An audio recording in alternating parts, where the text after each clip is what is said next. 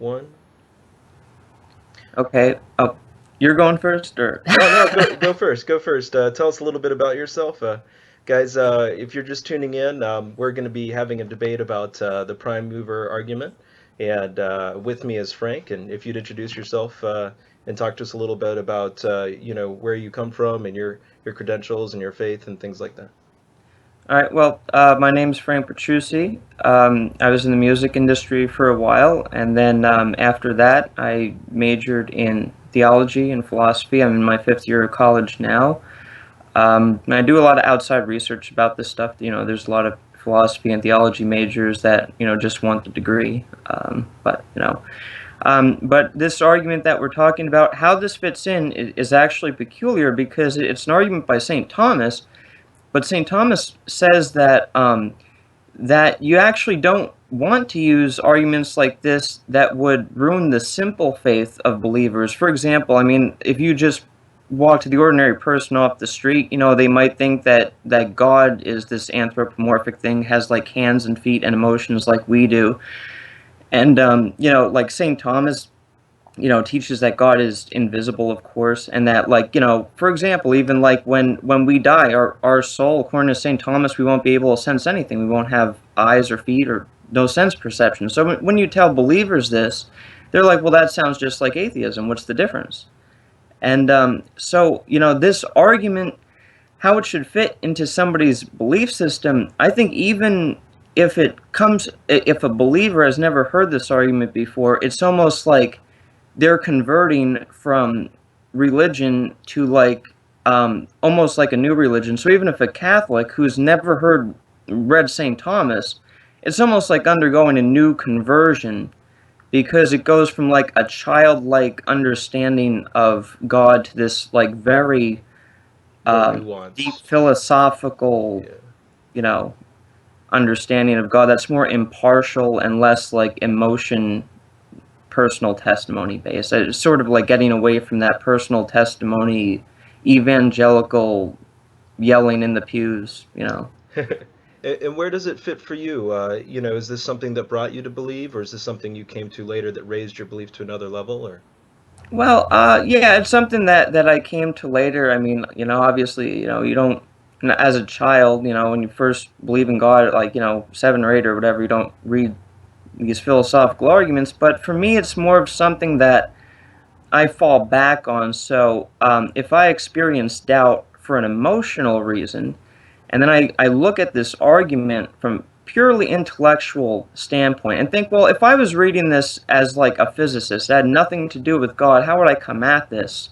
And reading it like I would read any other type of text, I mean, for me, the argument's valid. It's based on sound premises. Um, I'm a Catholic, and the God that is being proved philosophically lines up with the God that's being testified to in Scripture. yeah. So there's a very tight correlation there. And I have to say, I deeply respect that. I think that there are some huge problems with an emotional reasoning approach, and I think the rational ways that's something I definitely respect there. Also, tell us a little bit. Oh, you already talked about you being a theology student and your music and things like that. I'll go for a second. My name's Shaun McCoy. I'll be taking the negative here. I encountered this argument actually while I was searching about belief. Um, and like many people, I went from prime mover to first cause. So I didn't dwell as much on this one as maybe I should have, and we'll find out as this talk goes on if that's the case. And then, me personally, I'm a writer. I do some public speaking, and that's kind of where I come from as far as that's concerned. So, do you want to give us the brief 5-minute rundown? Just for those of you watching, we're going to have an extended video in the YouTube link that you can go to where Frank will go through a longer, more of a 10, 11-minute touchdown on this argument. But could you give us sort of a brief 5-minute hit on what this argument is and what it entails? Sure. I'm just going to read it directly from the primary text. And I recommend that if anybody wants to get into this argument, to read the primary text because this is not exactly easy reading. And it's something that you have to read. I mean, I probably read this argument 100 times at least. Um, so it says, everything that is moved, that is passively moved, is moved by another, actively. That some things are in motion, for example, the sun is evident from sense, that's sense perception. Therefore, it is moved by something else that moves it. This mover is itself either moved or not moved. If it is not, we've reached our conclusion, namely that we must posit some unmoved mover. This we call God. So, that's the definition there, I guess. If it is moved by another mover. We must consequently either proceed to infinity or we must arrive at some unmoved mover. Now, it is not possible to proceed to infinity, hence we must posit some prime unmoved mover. And then St. Thomas takes the two propositions that he feels need to be proved, and he proves that everything is moved is moved by another. And there's three ways that Aristotle shows that, which you're probably going to object to with the more modern physics, and that not everything can proceed to infinity.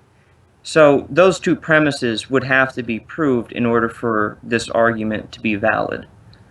And then, of course, some people will object even though to the first premise, that which is surprising to me, because anybody who objects to the first premise seems to be denying motion, that motion happens, which it's like almost like an argument from like Parmenides or Zeno. It just seems a very odd thing to object to, but surprisingly that's a serious objection that people have. So yeah, I mean that's about it, and I don't want to go into the depth of it until we get into the debate. You got it. So I think just to restate the first premise, it's that some things are moving, right?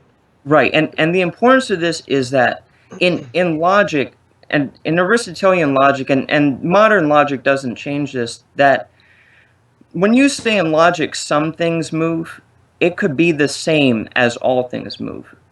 If you say all cats are animals, it's logically true to say some cats are animals. But when we speak normally, if you say some cats are animals, somebody think, well, were you saying some are not?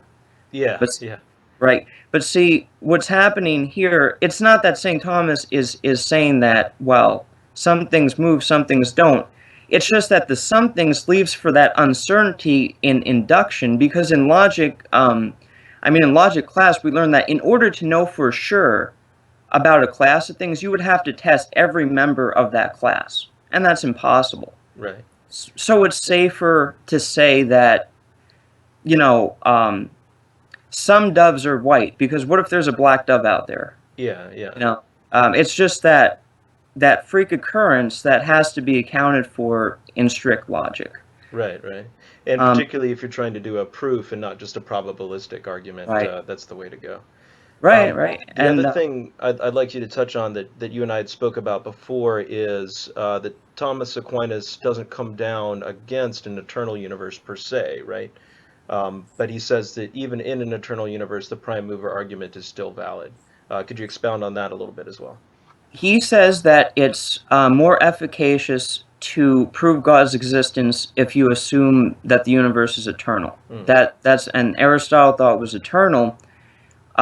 St. Thomas says that it's impossible to prove one way or another whether the universe is eternal or not. And just to put that in today's context, physicists, some of them have this philosophical theory that there's an infinite series of Big Bangs, for example. And there's a Big Bang, Big Crunch, a Big Bang again. So, there's still a way to think of the universe as eternal today. St. Thomas holds the universe has a beginning as an article of faith, because that's what the Catholic faith teaches on God's authority. But as far as a logical proof goes from evidence, using our own natural abilities, it would be impossible to know that, according to him. Right. And I think the Big Bang, Big Crunch is not widely accepted, but there are other eternal model universes on offer, like Hartle Hawking, and then there are some where the beginning is an illusion created by where you are on the causal chain. But so I just wanted to back up what you're saying there. I also think it's important that, if you buy this argument in all its scope, that you be a believer. If you do not buy this argument in all its scope, you do not have to be an atheist. There are plenty of other reasons out there to believe in God. I think also you can accept that God is the prime mover and believe that to be the case and still not find the argument to be strong. You have God as a prime mover as a conclusion. Let's say you read the first line of Genesis, right?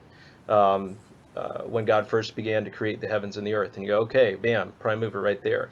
But that's not the same as finding this argument convincing. Yeah, and also Yeah. one more thing is that this argument, even if you went the full scope of the whole work, it does not prove the Christian God, and it doesn't prove that Jesus is God. Again, those things are held by St. Thomas to be articles of faith, that God's triune, for example, or that Jesus is God. He says those things cannot be known by reason. So a person could read all of this, accept it, and assume that God doesn't really interact with us much, and be a terrible person, and it has no bearing on what religion a person would be. This is purely Yeah. philosophical. Yeah, it gets you to deism. And I've seen people use it. I've seen Islamic people use it to defend their position as well. So that's Right. fair. Well, as Frank told us here, this argument comes to us from Aristotle by way of Thomas Aquinas. I don't want to dog on it too much because I do think it's a beautiful attempt at early cosmology. I do think there are a couple of principled objections that we run into. There's two that I'm going to bring up, which I think run the gamut of the problems that I have with the argument. And the first one begins with Sir Isaac Newton. There's amidst the premises there's sort of a hidden assumption, particularly when you're looking at an eternal universe model, where you assume that the default state of matter is still. And certainly to Aristotle or Thomas Aquinas, if they roll a rock, they would see it come to a halt. From Aristotle's perspective, he needed not just a prime mover, but a mover altogether. In his universe, it seemed to be one that would grind down to a halt, yet he saw things continue to move. Isaac Newton, however, puts another option on the table when he finds out that an object in motion stays in motion until acted upon by another force. For you viewers who are not fresh out of high school, again, that's an object that in motion stays in motion until acted upon by another force. And that doesn't show that the default state of matter would be motion, but it at least puts the option on the table. And it seems counterintuitive, but we've learned to kind of expect that the universe is stranger than we can assume. The walls and roofs which keep out the rain are actually mostly empty space, and 96% of the things we know about in the universe will go right through them. And it turns out that this idea that matter's default state is one of those things that we got wrong. If you have two rocks spread out across the universe, the fact that space is expanding means that relative to each other, those two rocks will be moving away. Of course, if they're close to each other, they have the gravity effect where that'll come together. If you just let an electron go or a photon or any small particle go in space, it will pick a direction and go the speed of light in that direction. Um, and in fact, the rock itself, which appears still to us, is actually a moving smorgasbord of vibrating of chemicals. And so it turns out that the default state of matter is that it's in motion. So you don't need anything to push it or move it. If you just have it, it goes. And so from an eternal universe perspective, you wouldn't need a prime mover. You might still need a first cause, but we're not going into that kind of discussion today. My second objection, I think, is the more potent one, is the real problem for the argument, which is that even if you were to accept that you needed a prime mover, I'm not sure why we should posit that it's a sentient thinking being. And I don't think that that makes a lot of sense. I think that both Aristotle and Thomas Aquinas lived in a vacuum of knowledge, and I think the reason why they were positing, or at least as stated, um, is that a mind would be doing it, is that a mind could act without being acted upon, or that's at least what they saw. But that's in the vacuum of knowledge we have about neurobiology, where we see that thoughts are not simple, but they are indeed complex, and that they do have precursors. And the other thing that they were lacking there is a knowledge of the universe on the smallest scale. If you're looking for something that acts without being acted upon, Well, we have a plethora of those things for you. We have electrons, we have photons, we have muons, we have spin-up quarks, we have spin-down quarks, we have charm particles, we have all of these things. And the reason why I really kind of like this kind of argument is when you look at the models that physics has on offer for us today, like I had mentioned earlier, the Hartle-Hawking method, that kind of pre-moment before the Big Bang happened, when you've got maybe you have no time and you probably don't have any space, and you have these precursors to these particles. It feels very much like this eternal extreme simplicity that Aristotle and Thomas Aquinas were going for. And that's not the only kind of universe we have on offer. Of course, I mentioned the other one with the arrows of time, where beginnings are an illusion based on where you are. And I think that is that kind of runs the those are the two objections that I have, and I look forward to your responses on those. All right. Well, I think that the simplest example from what you said would be the example of the rock. And would it be a fair question to ask whether St. Thomas? I'd rather focus on Thomas's philosophy because there's a lot of things that he disagreed with Aristotle about. Um, but would he say that the rock is at rest the way that we understand it? And I really want to avoid this type of terminology because it seems to require a whole new explanation. But St. Thomas would probably say that the rock is in potency to motion, which in the argument itself, for example, he says that whatever is divisible in a body moves. So in that context, the rock is divisible in a body and would be subject to motion. So what he's concerned with is the potency to be acted upon, whereas the unmoved mover has no potency to be acted upon.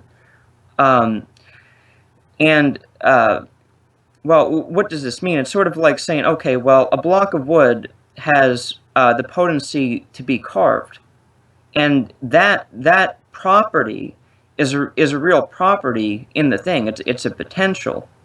So if we would look at subatomic particles, um, and actually, when I was reading this argument, I was thinking, well, why doesn't St. Thomas consider animals to be self-moving things? Why doesn't he consider human beings to be self-moving things? Or angels? Angels, for St. Thomas, have a mind but no body. Hmm. Why doesn't he consider those to be self-moving things? And the reason is, Aristotle does, though, right? Aristotle talks about a deer and how it can move. yeah, in De Anima, Yeah. and that's what was confusing to me at first, because in De Anima, Aristotle, in his investigation of the soul, defines living things as self-moving. So this is one of those places where Aquinas would disagree with Aristotle. Um, no, I think this is one of probably where professors would disagree what Aristotle really means and whether Saint Thomas interpreted it right. But Mm. um, I would think, and this is just my opinion, is that Aristotle is saying that there's a principle of self motion in a living thing that doesn't exist in a non-living thing. And what that principle is an object of desire from the outside that compels the thing to move. So in other words, for Aristotle, food would move an animal. The animal is not really moving itself. It's being I think he uses the word incidentally. It's being moved incidentally. Well, Like in other words, sailors food on a ship food are incidentally moves me. right. So, well, let me explain the terminology. In other words, if you say that sailors on a ship are moving, you would be correct, but they're moving incidentally. In other words, they'd be moving because of the motion of the boat, not because of their feet moving them. Yeah, So, an animal is moving because of a food source or because of a water source that it's drawn to. And even though it has a principle of self motion, that motion wouldn't happen unless there was an extrinsic cause. So, you know, and I agree with that, and that's why I think a mind is a bad a bad thing to postulate at the beginning. The other thing that I want to kind of question here is I understand when you say unmoved mover, that the way that I'm looking at it is sort of um, an object which is causing another to move without itself having been moved. In this case, we can consider God. But I think also it doesn't seem to me to be a necessity, unless you can explain to me how, that the object which does the initial moving, right? Again, forgetting the Newton stuff, but the object that does the initial moving, if it were, it seems to me that that thing could also move. It just needs to be capable of moving without a precursor, without motion being a precursor, let's say. And so, but it seems to me that you're saying that that thing must also not be able to move. Or maybe I'm misreading you. Can you clarify on that? Yeah, because, all right, um, if um, if we forget for a second that the food that draws the animal is undergoing motion at the atomic level, Right. uh, that the food could be sitting there, and it moves the animal towards it without itself undergoing motion. Right. I mean, it's not because of the subatomic interactions within the food that causes the animal to be drawn to it, but it's a different type of motion, and that's, I think, that's one of the common misconceptions about this argument. And if we go and talk about Newton, Newton is concerned with locomotion, with physical objects interacting. But when we ask, well, how does the unmoved mover move? Well, it's not by a physical motion, but as an object of desire. Yeah, no, I understand that. I get where you're coming from, and that is something that I think we should leave on the table, right? But it seems to me that also that what could be on the table would be that the unmoved mover could move in a stereotypical locomotive way. All that we're really needing for it, if we like really drill down to it, is the ability for it to move without, or to cause motion, let's say, without itself needing a precursor. I don't think that it itself would have to be still, and I don't see a reason why uh, the only movement that it could cause or elicit or would be incidental. It seems to me that that's drawing too fine a line. That there are also possibilities where the prime mover or the Hartle Hawking or God could himself move, right?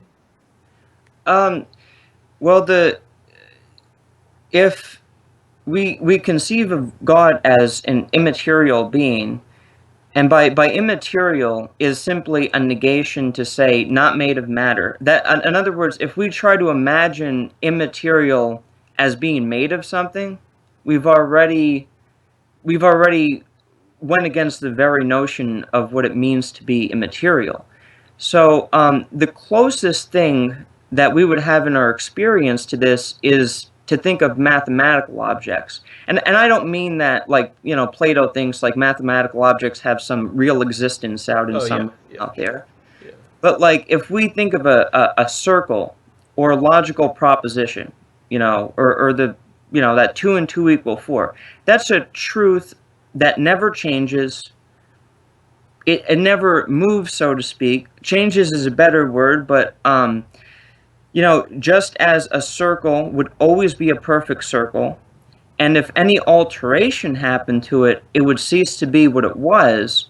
The same is true of this immaterial unmoved mover, is that the second that it would move would imply some sort of alteration in its being, and it would change it to some other thing, because it's well, purely if you're going to say that God is a concept, you've got me on board.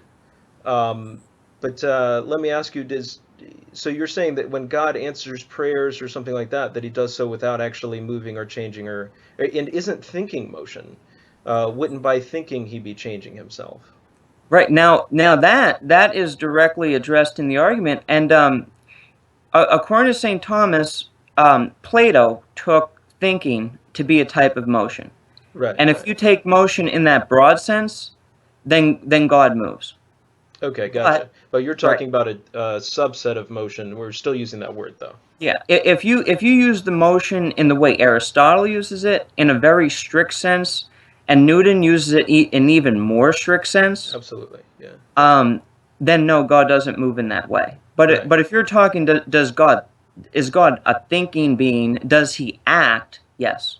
So I get the claim, but what I'm saying is, what I do not understand is why a object which can move without precursor, or Mm, which can cause motion without precursor, right. could not itself be moving and yet still meet the criterion of this argument.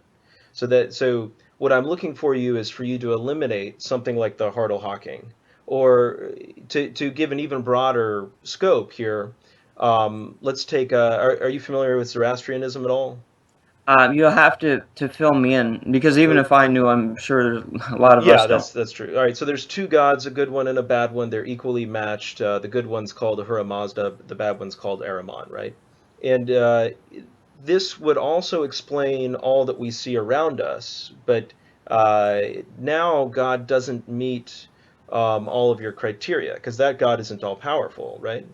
And it seems to me that even if you had a being who is only powerful enough to create this one universe, that he wouldn't be considered all powerful. So these are the things I'd like you to start niddling down on. And the first one that's most important to me is why is an object which can move itself and which can move without precursor, why doesn't it meet the criteria that this argument put forth? Huh. Well, when you say that moving without precursor, what do you mean by that? Oh, yeah. So, one of the most interesting things about the universe that we see at present is that if we measure all the gravity in an area and we measure all the energy, and we now have dark energy and dark matter, with all of these pieces in place, if we Mhm. measure a piece of the universe, the energy seems to be very close to zero. And the larger the area and the more accurate we think our estimates are, the closer that total is to zero. Mhm. So the idea is that if you had a creation event where you got something from nothing or something from something less, right? That it would only make sense with our current laws of physics if like gravity is negative energy and matter is positive, and that it kind of somehow divides, and then you have, and that would explain why there's zero energy in the universe, right? And this is the evidence which points us towards the Hartle-Hawking model, which I've brought up before. And it's this idea that before the Big Bang, if there's anything we know about the Big Bang, it's that it was the smallest possible size, right? So you really need to look at these tiny particles. Maybe they weren't there yet, like the muons and the quarks, but some kind of precursor would be. And these kind of particles, or protoparticles, or virtual particles like we see in vacuums, well, they do have motion, and they can move without an apparent cause, at least to the best that we can see now, right? So they seem to be a very good answer to this kind of cosmological question. And it makes me wonder, probably not Thomas Aquinas, but I feel like if Aristotle had this information, that this would fit what he was looking for better. Because Aristotle was like, it thinks, but it thinks only pure thoughts. And he wanted it to be a very simple, finite, well, not finite, but a very simple thing, a pure thing. And it seems to me that this Hartle-Hawking space without space and time, or possibly, would fit the bill, and that's something we've been driven to by other evidence. So that seems to me a very good candidate in a prime mover scenario. That seems to me a better candidate to me than God. Well, I think that would fall under material causes, which would mean that uh, it's when Aristotle investigated causes, he investigated the type of causes and wanted to know what was the basis, the foundation.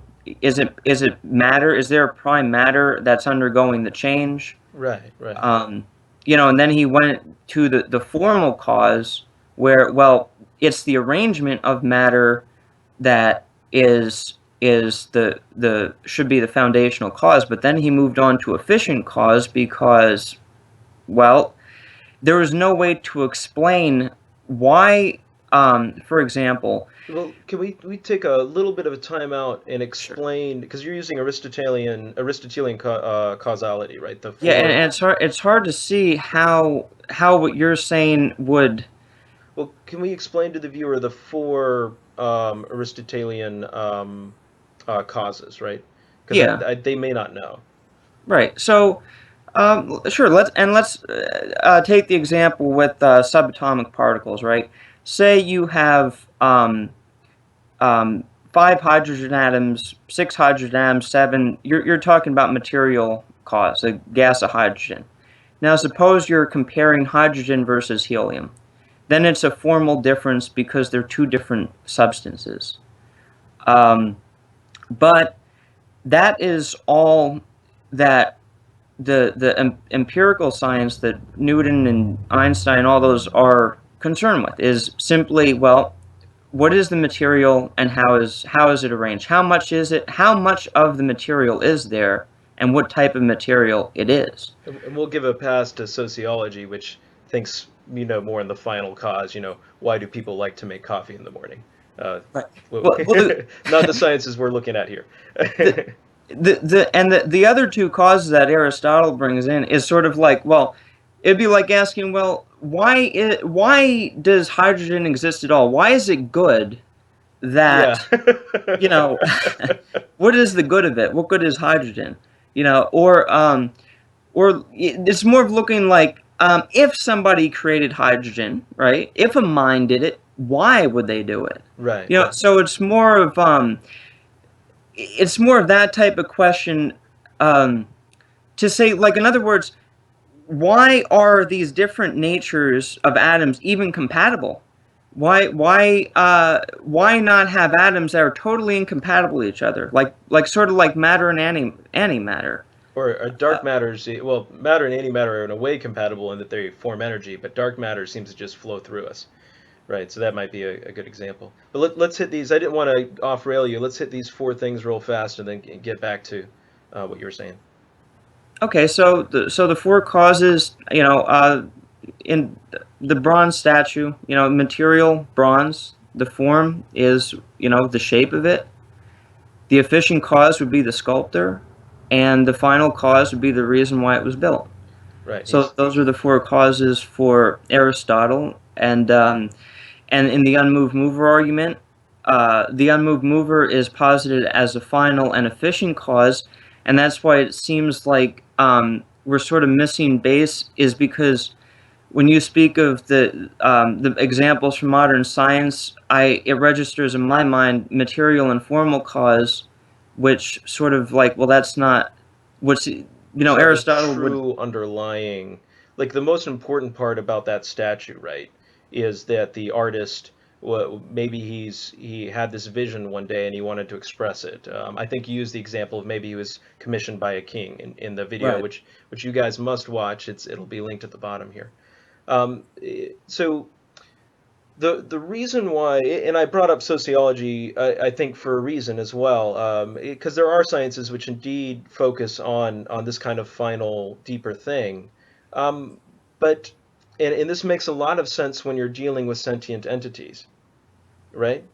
But Yeah, we're it makes a lot more sense because when you're talking about inanimate objects having a final cause, it's like, huh? Yeah, What? and that's kind of what I'm getting at here is I think since since our conclusion is the mind at the end of the rabbit hole, right? We can't start assuming that we need a final cause early, right? Because that would be a circular logic move. So we Right. need some other reason, I feel, to posit it or a way to eliminate the others.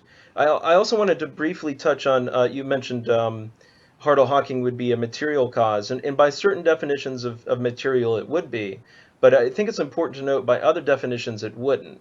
Um, and this is, I think, very important because with the right kind of definition, God becomes part of the universe, right? All things that exist. Uh, So that and God exists. So that's not the kind of universe that you and I would use in discussion, but you could define something that way. And you could likewise make the broadest sense of material fit God as well. I don't think it fits God very well, and I don't think it really fits the Hartle-Hawking well. Um, because we don't really think, or at least I don't think of a photon as being a material entity, right? And just like matter is much more material than photon, a photon would be much, much more material than that Hartle-Hawking thing. But I just wanted to mention that. I want you to drill down more on on why that type of material doesn't fit these arguments. It doesn't Uh, pass the bar. well, see, if somebody would ask me, is a photon material, I would say, well, if it could be affected by something, then yes. Oh, But okay. that is again But the that's actually Aristotle. really what I'm trying to drill down on, right? Because we're saying, God is this unmoved mover, and not only is he an unmoved mover, but he himself does not move. And to me, that seems an extraneous. I can certainly think of a God that can move, right? And it seems like an extraneous a piece there. And certainly, and guys, the reason why there are a ton of early models about what might be happening before the Big Bang or causal to the Big Bang. And I'm just bringing up the most famous one, but don't let me pigeonhole you guys here. Um, so it I, seems to I think me, yeah, go I ahead. think it might be important for me to say something at the risk of losing a lot of people Oh, here. that doesn't but make me feel bad. You lose as many people as you. Just kidding. but when St. Thomas, right after this proof, explains that, well, we know God by what he's not, that we can't know God's essence, and that we know God by separating him off from every created thing, and that really there is no concept of God except that the perfections that we see in creatures, but it's only by way of an analogy. In other words, God is um, not to be thought of as some entity within the universe, but is existence itself, in the sense that any part in the universe, any being in the universe is corruptible, which means that it could perish, be like destroyed. It could go out of, lose its form. You Right, know, right, an animal, if it's cut in half and it dies, it's no longer what it is. right, right. So, And strictly philosophically, that would be an imperfection, right? um, well, it's. I mean, an imperfection, yes, but also it's just the condition of any physical body. Yeah, yeah, So, what I'm trying to get across is that we cannot know what God is, but know that He isn't all of these other things. So, this whole way of philosophically saying an unmoved mover is actually a negation. We're actually saying that we're not saying what God does do, we're saying He does not move. yeah. And, Oh no, I understand that that's what Thomas Aquinas was saying. but the minute we I'm just curious picture, as to why he was right. well, the danger here is if we imagine, start like picturing God and use picture thinking and our imagination, we're always gonna tend to picture God as a physical body. I mean, how could we not? Right, right. Um, you know, so but it's necessary to say, well, this is beyond our imagination. There is not a. It's just like, when first studying subatomic particles. They show us in high school the pictures of these little balls going around, and then we're told later, well, actually, that's not accurate at all. Yeah, It's probability waves and all this other stuff. Don't yeah. even bother trying to picture it. you know. So like, it's almost the same type of thing. It's like, yeah, when we picture God, it's just like a tool, but is God a guy with a beard? Well, Well, no. no. I'm you a guy know? with a beard, and I'm not a. so, this is the danger is saying too much about God. Yeah. It's I don't picturing think the I don't yeah. think you lost anybody, and I think that if someone's taking the idea of God seriously and giving it the credit it should have, that this is something they're considering. So I'm with you on this one, and I was a believer until I was about 17 or 18, and a lot of this would speak to me greatly. I'm just asking about what in the universe and what in this argument in particular points to that being the answer. like I gave you Zoroastrianism earlier, which could also account for everything here. The Hartle-Hawking model also points to everything here, and I can actually point to evidences that lead to why we might think that's the case, right? With inflationary cosmology and uh, being able to measure the flatness of the space of the universe and being able to measure the energy and things like that. So I can do that. So I'm looking from your side, from your perspective, what are the things that point from this argument or from this universe towards that being an answer? I admit it's a possible cause that would be logically consistent, but logical consistency doesn't mean truth, right? Right. All elephants are purple. Jane is an elephant. Jane is purple. Hmm. How do we know we're not in one of those? It could be valid but unsound, in other words. Exactly. Thank you. Right. Well, the only way that I'm aware of with these modern science objections is by listening to people who know much more than I do. There's a priest named Father Spitzer who has a television show that deals primarily with this, and a lot of this stuff is over my head. But some of the stuff that's pointed out is entropy, for example. Why why would there be such low entropy at the beginning of the universe, and then it'd almost be like perfect order at the beginning, and then that would leave sort of room for something beyond the formula material causes, because it would think, well, okay, we could say formally that, yeah, there was order, and then we could say materially that it manifested itself in a big bang.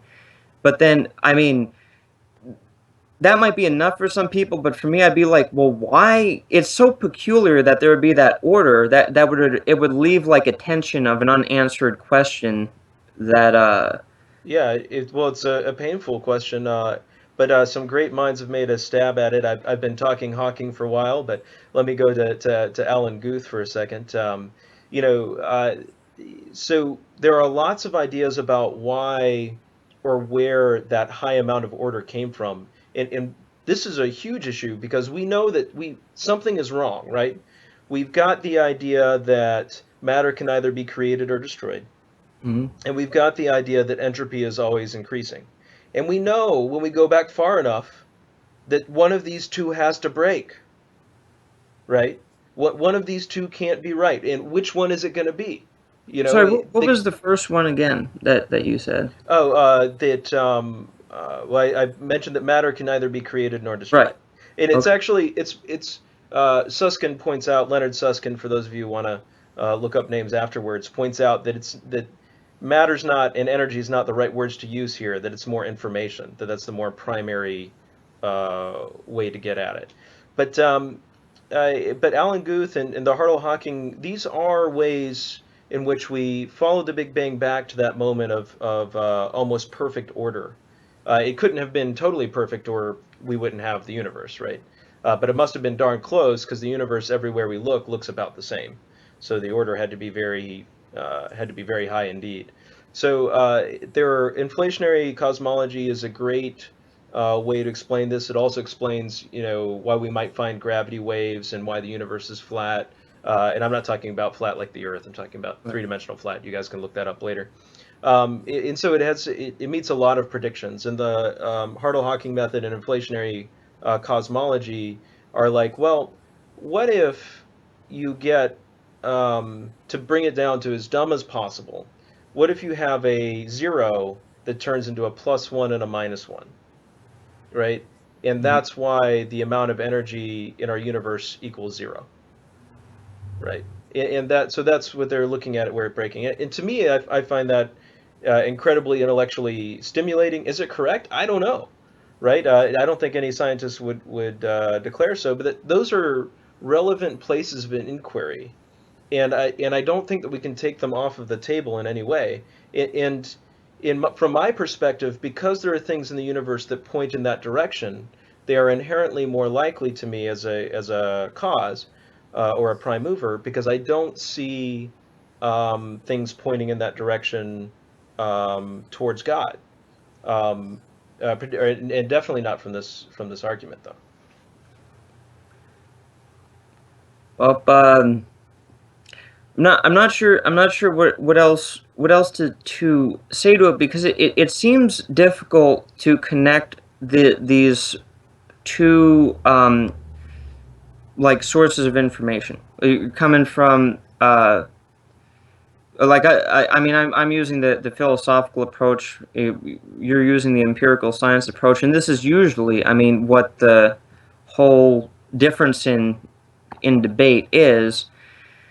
And Well, I really don't want to I don't want to dog on the philosophical approach. I think it's a well, valid approach, and I think you should be able to get to point A and point B. And I, for one, well, I wasn't alive for it, but it wasn't too long ago where there was the split between philosophy and in science, and it's a split, I think, in name only. I think they're all using valid techniques. What I'm saying is that from our empirical research, we've learned new ideas which mhm. fit into your logical spectrum. So this argument, I think, is very strong in certain ways. I pointed out where I thought that it wasn't, but I think that it points to these things stronger than it points to God. So I don't want to negate that, and certainly I understand if, like, maybe we need to have this debate again after a few hours of research, or maybe you have other reasons why it wouldn't even be worth it.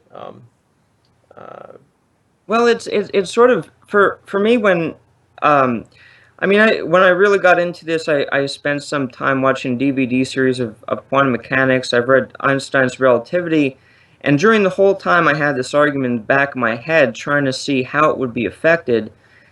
And the only thing that sticks out in my mind is that the physicists are describing the a deeper explanation of the motion. It's like what motion is, but the argument that, I mean, I believe the philosophical argument is relying not on what the motion is, but that there is in fact motion at all, whether it be locomotion, whether it be alteration, whether it be the sun burning as a type of motion. And I mean, of course, Aristotle covers all these different types of motions, but even later philosophers who are aware of the scientific updates, they still posit the very similar categories to Aristotle. yeah, yeah. And There's and no I question Aristotle was the man. All good fields start where Aristotle ends, right? Theology starts at the when Thomas Aquinas takes it. Logic starts where we finally get past a syllogism. Biology starts in the same place, right? but one of the things that confuses me is why a formal or material explanation would be enough to satisfy, unless we could say that there's a basis for rejecting efficient and final causes, which David Hume does, for example. Well, I think efficient. I would never. I mean, well, maybe at the deepest level, quantum mechanics does bring efficient cause, or the way that it is, into doubt. I I don't want to touch on that, but final cause. You mentioned it doesn't make sense for me to think about the final cause of an animate object, and since God is this thinking being, is the conclusion of our argument, and since a final cause only makes sense in the perspective of a thinking entity, if we bring the need for a final cause into the argument, we've made it circular. Um, and I, Well, I don't want to say that inanimate objects don't have a final cause, but merely that it doesn't make sense for us today to think of it that way. But if we Newton, for example, I looked up to see what Newton's idea was, and I don't. Let me just say that I don't think the argument from design is nearly as tight as this argument. But Newton, there's a quote by him that says that the human thumb, is enough evidence for him to believe in God. In other words, he believed in a design argument. yeah, So a yeah. final, Well, I don't right? I don't want to don't let me say that I want to back Newton's thoughts, except for his laws of motions and things like that. Roy G. Biv, right? Indigo should not be in there. He just really liked the number seven. right? He was an alchemist. There were all kinds of. You and I are not Newton fans except for that one little slice of his brilliance where it touched down, right? So I don't want to back him there. Well, the reason I bring up the example is because the final cause for inanimate objects is defined by St. Thomas in his five ways, that the fact that they act the same way all the time or for the most part, and that the explanation for that is sort of the fine-tuning idea. Now, like I said, I don't really want to get into that because I don't think it's as tight of an argument. Yeah. But the Well, idea of inanimate objects having a final cause is the fact that they always behave the same way if they're presented with the same circumstances, always right. or for the most part. Right. And it's possible that that's the case for a deer as well. We just can't really run that experiment. Like we can't run the deer back to exactly how it was on Tuesday at 4 p.m. But certainly for us in the deer, there's a much stronger appearance that we have this free will thing going on, and I certainly feel like I have free will. But Um, we can do it for ourselves. That's the interesting thing, is that when people ask for empirical evidence of God, I usually say, and I'm serious, but it's not a joke, that if we follow what the moral guidelines are, try not to sin, see if it's possible for a week straight, and see how it affects us, and write that in a journal or something. I think it's called phenomenology or something like that in psychology. hmm, But that we could perform that experiment on ourselves, and then it yeah. comes down to, well, how accurate then is our perception? How, that's more of a psychological issue, but there is a window for us to experiment on ourselves in that way. Yeah. Well, yeah, we are getting far afield, and I hope this brings up options for us to have maybe a debate on the design argument in the future or something like that. So this is where I feel we are at present. I've brought up Newton in that this kind of um, eliminates the need for a prime mover since motion is happening naturally if you accept an eternal universe. And I also brought up that there were that if we did not accept this in quite that way, that there were other options than God that this argument points to. Um, to my mind, and this it may not be that it can't be done or that you can't do it, but you may not have the information right now. To my mind, you haven't been able to take um, the Hartle-Hawking model, for instance, off of the table when considering it as a candidate for the prime mover. Um, is there a way you can take it off the table, or is this something that we need to I think you should probabilistically measure? explain what the Hawking model. What is it? Right. What's the So I gave essence you of it? the plus one minus one idea. The idea is that before the Big Bang, we have a strong sense that we can sort of know about the time when space came into being. Um, I'm not so well versed that I understand that completely, but I know that it comes in very early when space comes in, and then time comes in at t equals zero, right? And the idea is um, that the fact that we have in vacuums virtual particles, and virtual is the wrong word. We know they're there. People have won a Nobel Prize for mapping them, but they used to call them that. And that's that you have a particle and an antiparticle of sorts or a wave constantly running into each other and dissolving each other. Mhm. Well, wherever you have breaches in that is the zero plus one. We had zero, now we have plus one minus one, right? And the plus one minus one is the stuff and the gravity, and that this is the moment of infinitely high order in the beginning, and that it's these fluctuations, this ability of the very, very small to act without precursor, which created that fluctuation to begin with.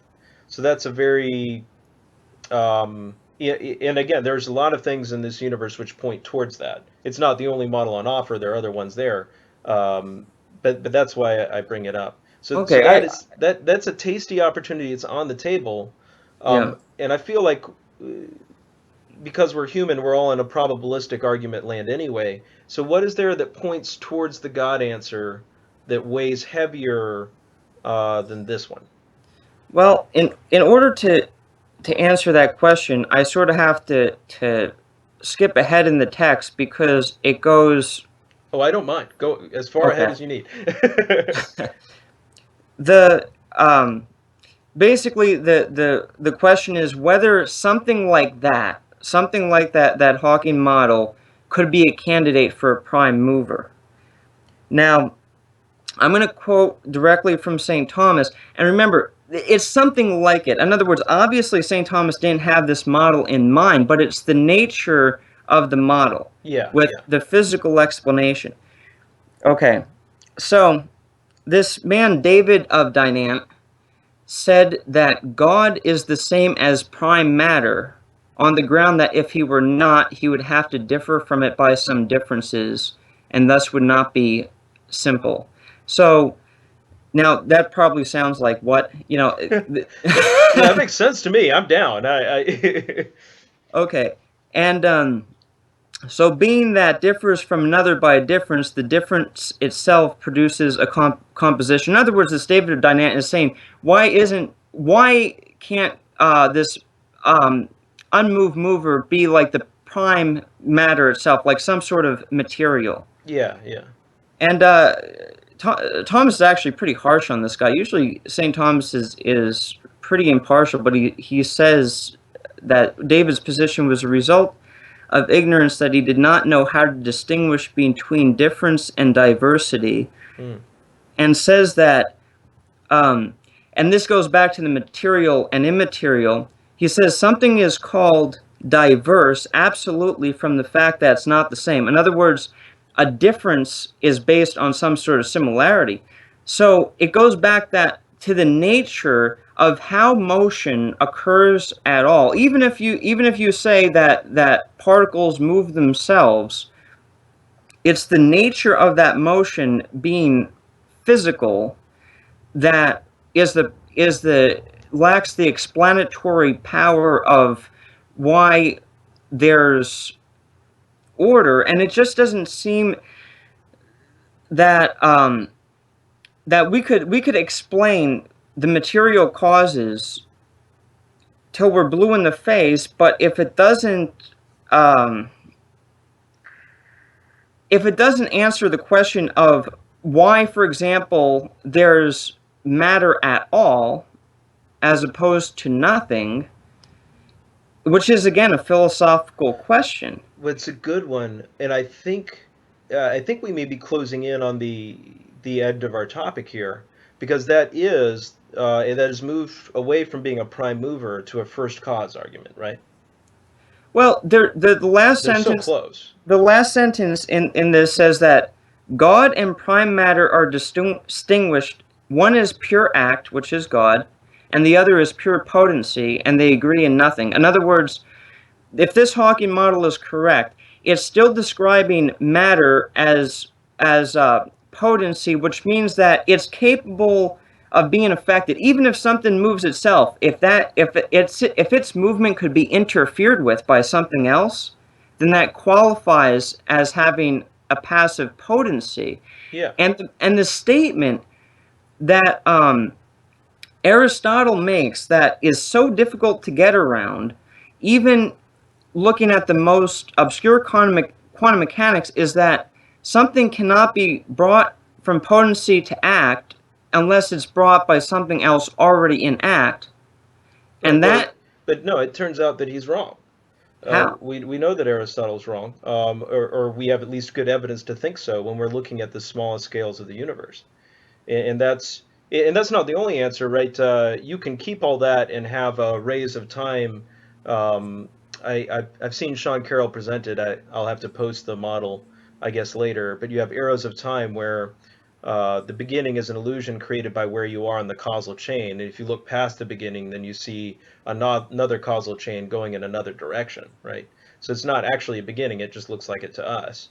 Um, so to me, these are still on the table. I think what you really touch down on, though, is that Thomas Aquinas says, "Hey, this guy is wrong. The guy's reason for stating that God could be matter, or in my mind, just matter, was that he was going, hey, that would make a difference. And Thomas Aquinas goes, well, it's not. You've missed difference in diversity. So he's shown why that guy's logic is wrong, but he hasn't touched on eliminating this as a prospect. Out of danger of making many physicists angry, let's confuse prime matter and the Hartle-Hawking, pre-particle stuff. Let's say they're somehow touching on the same thing there. How are we eliminating that? I mean, we eliminated the guy's logic, which was based on God existing, right? But I'm not coming from there. I'm coming from no God. Why are we saying how are we eliminating this? And we don't need to eliminate it, right? We just need to show that it's not likely to make the argument strong. So what makes it not likely, or what makes God more likely if we can't eliminate it? Well, back to maybe it's better to say prime mover. Is that since again God is being defined as prime mover, that this David guy is saying, well, maybe the prime mover, in other words, is just prime matter. In other Yeah, words, what that means is, let's say we could explain matter down to its most fundamental principle, right. and then that is going to be the prime mover. There's some principle within matter or matter energy Yeah. that is responsible for all motion. And I hate to break in, but I get the idea that would be a kind of thing that could be affected by that could be moved, right? And you talked about the potentiality and that you need an actuality to bring out the potentiality. Now that we know that's not correct, or not necessarily How? correct, Yeah, but how are what we? is an example of something violating that principle? Oh, yeah, I'll give you one really fast. So you've got an electron orbiting a hydrogen model, hydrogen atom, right? It's whatever probability wave that it is doing its thing around that space, right? Then Mhm. it changes levels and emits a photon. Okay. If you fire a photon into the mix, you hit that electron, you make it raise levels. It might shoot off two entangled photons with half the energy of the original, but it might go up one. It can at any time, for reasons beyond us, and there's actually a very interesting theorem about why it can't actually be causally connected, that it will drop and then emit. It could happen 1,000 years from now. It could happen 10,000 years from now. As best we can tell, it might never happen. And that's just an electron. That's the one of the biggest, most understood pieces, right? You've also got muons and up quarks and down quarks and things like this. And so, to me, when you say the prime mover must itself not be moving or moved, it must be purely actualized and no potential, or vice versa. I feel like you're eliminating things from the field which are possible candidates. One, you're eliminating certain gods, which I think could explain everything there is, and I see no reason why to eliminate them out of hand. Of course, I have other reasons, me being an atheist. But and then I also don't see why it would eliminate these protoparticles from models like the Hartle-Hawking. All right. Well, what you describe, I could describe in these Aristotelian terms, and perhaps that would be helpful. I would say Yeah, that the electron that's being hit with the photon, well, the electron is in potency to the photon, and the photon is an act towards the electron. So whatever the electron does as the result of the photon is irrelevant. Whether it drops right. to a lower But energy it state, doesn't. I was giving that example to help because it would right? raise, but it doesn't ever have to have been hit with the photon. It can just drop, right? And this is talking about the electron in context to a particle. When you look at virtual particles, they're even weirder. They come into existence, they run into another particle that's its opposite, which came into existence, and eliminate each other all the time for no apparent reason, all over us, all over. So um, these meet the candidates these meet the criteria that Aristotle was looking for. Maybe not Thomas Aquinas. I think better than a mind does. I, uh, I I have another question though. Is that from a scientist's point of view, when they see one of these particles pop into existence without an apparent cause, do they not search for a cause? Of course they do, absolutely. And the cause, interestingly enough, that we found are these probabilistic models. Now, I'll grant you that you've got, I don't know, maybe 11 or 12 quantum models that are on offer. And one of the least popular ones is called the pilot light theory, and this actually maintains causality all the way down to the bottom. But that is an incredibly minority view, and it doesn't do as good a job explaining the universe around us, which is why people don't hold it. So the issue with the probabilistic model is that there is no reason, unless the pilot light one is true, and again that's a minority opinion, why something would be A as opposed to B. Right? That's the whole thing with Schrodinger's cat. Right? That's the one that's famous and everyone knows about. You know, although they can confuse the observer effect. I think though, my question hinges on the fact that whether, even if um, it would be the consensus that a particle had no cause, scientists would always search for the cause regardless. Oh yeah, you'd want to And know. and it seems though that that is, like, in other words, it's almost like inescapable that the human mind is going to go back to that almost Aristotelian thinking of, well, there has to be a cause, and if it seems to pop into existence, well, we're not going to just end the experiments there and walk away and say, okay, well, we're done now. We're gonna search for a cause and assume that there must be a reason that it's coming into existence rather than just popping Yeah. into existence. Well, of course that's what the human mind does. But if the answer that comes back is that your idea of causality is wrong, right? Then we have to, as good scientists, we would have to accept it, right? Yeah, It's not I saying agree. that causality isn't. It's just that, oh crap, we now have these things which are their own actors, which can act without precursor, which to us we see causality because we're huge, we're gigantic. Whenever you have a probabilistic model, you can get causality in the aggregate, right? And that's what we see. That's why we can predict how a dice rolls better than what the photon does when it runs into the electron, right? I mean, we see that large scale causality, but when we get down to the bottom, where the answers that are coming back are not the ones that are comfortable to me, right? And they're not comfortable to people. But just like human beings will make logical fallacy after logical fallacy, we'll do circular reasoning all day long. Just because we do it doesn't mean it's right. So when the answers come back the way we don't like them, we have to accept them provisionally again. And um, I think we're running in on the hour. So why don't I give you the last word here? Maybe you can wrap up a final, and then we'll talk a little bit and joke, and then call it a day. All right. Well, the only thing I have to say is that, I think we did a good job of explaining our positions, but as far as really like throwing them against each other and seeing what holds up or coming to a conclusion, I think we're far away from that because I think I've read a completely different body of literature, and you've read a completely different body of literature, and I would have to research what you know. You would have to research what I know. Because the most we could do is just explain why we think that, the way we do. So, and I, encourage anybody watching this that they should really research both sides. There's nothing bad that could come from it. Read Aristotle, if anything, even if he's wrong, it helps you become a more logical thinker just because of how he writes.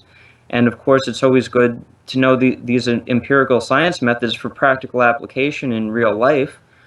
Um, so, I mean, for me, I do not know how everything that you said would make a major implication um, on the argument as I understand it, and I'm not dismissing anything you said. As far as I'm concerned, those Hawking models and everything else could be completely on the table and true without knocking this one off the table, but how they could coexist, I'm not sure, or how one would refute the other, I'm not sure.